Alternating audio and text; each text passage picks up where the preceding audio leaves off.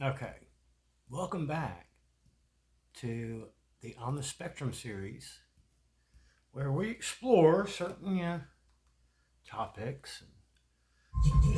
I say something offensive to people, and they'll get all up in arms, probably. Um, but I was talking about my uncle Mark, who is our uncle, really more like an older cousin that used to kind of like babysit me and my brother by just happenstance when we were kids during the summer. When we used to go from Charlotte, North Carolina, down to my grandparents' house south of Montgomery, Alabama, just outside Montgomery. When I was a kid, they lived, out in what's called Hope Hole, which is actually on the way to where my grandmother came from. Also on the way, I think, to Opp. I had a girlfriend from Opp. I'm serious. OPP. Opp, Alabama. That is a place. Um, I think Cecilia was from Opp. That's her name.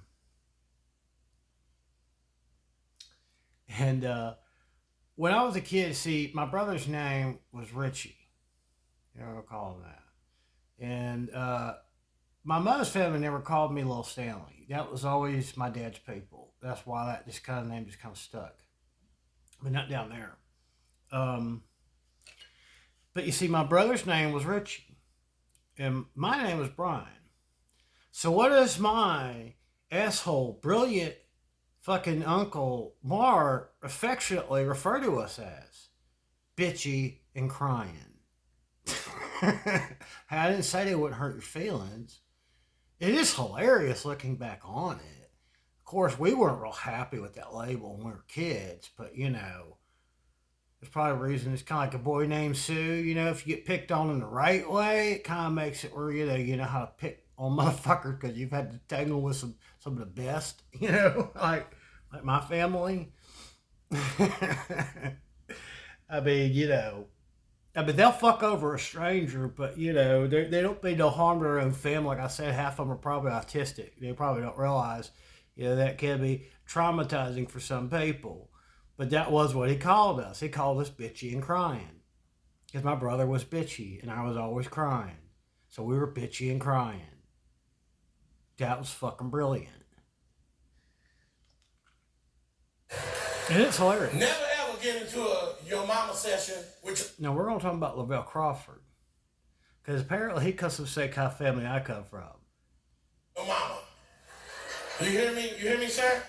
You hear me? Shaq, you hear me? Don't get into your mama session with your mama. You understand me? I'm trying to teach you. You younger than me, nigga. I can talk to you like this. Don't do it. Because they do not play fair. Me and my mom was watching that show, Your Mama, on MTV the other night, and it wasn't that funny, so I changed the channel. She was like, what you do that for? I said, it wasn't that funny. She said, I thought it was hilarious. I said, you don't know nothing about comedy. She told me, oh, really, you think you can do better because you're a so-called comedian? I said, first of all, lady, I'm a professional so-called comedian. She said, really? I said, really? She said, well, hit me with your best Your Mama joke. I said, no, Mom, you know how crazy your ass is. Remember you threatened to take us for a ride by the lake? I am not. That was a funny bit. Shit with you. She said, boy, say what you want about my mama, and I say what I want about your mama. I said, but you are my mama, aren't you? She said, boy, just say what you want about my mama, I say what I want about your mama, and we'll see who got the best joke. I said, this is weird. But I said, okay, fuck it. I said, Mom, I'm gonna let you know I'm a professional. I'm going for the juggler. So you saying I can say what I want about Big Mama?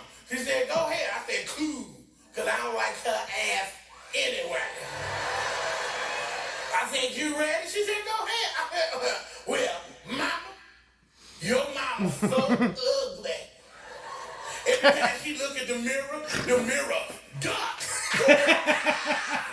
She said, that's the best one you got? Ooh, I said, what you Mama got, got a good old one. lady? He said, well, your mama's so nasty, she sucked your daddy dick and came in here and kissed you goodnight.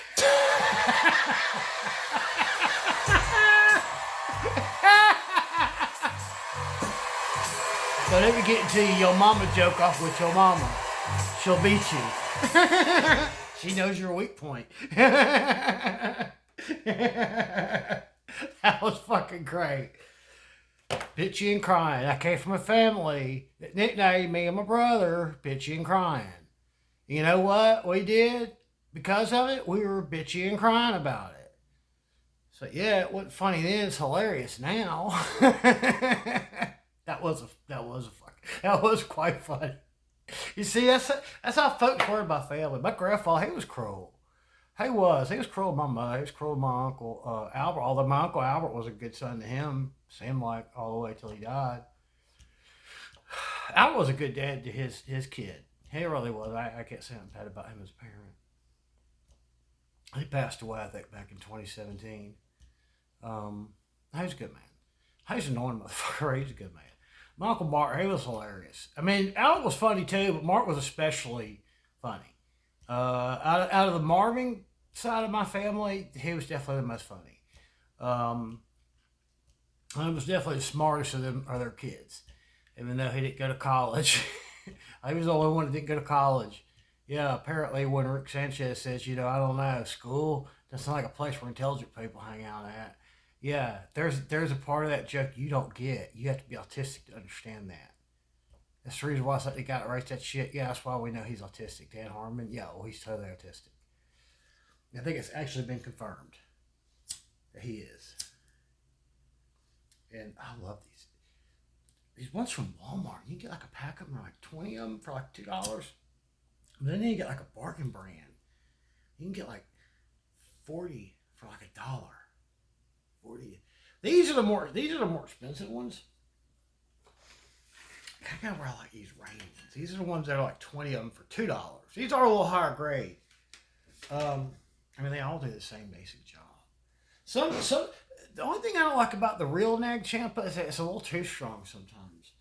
But I do like I don't know, something about it's soothing for me. And because when they inspected my apartment, and I told the lady, yeah, pretty sure I uploaded it too. I told her, I was like, yeah. And she was like, oh, that's fine. Just don't leave them burning when you leave. Okay. So it's not really a problem you have a smoke. All right. Only if it's, tobacco.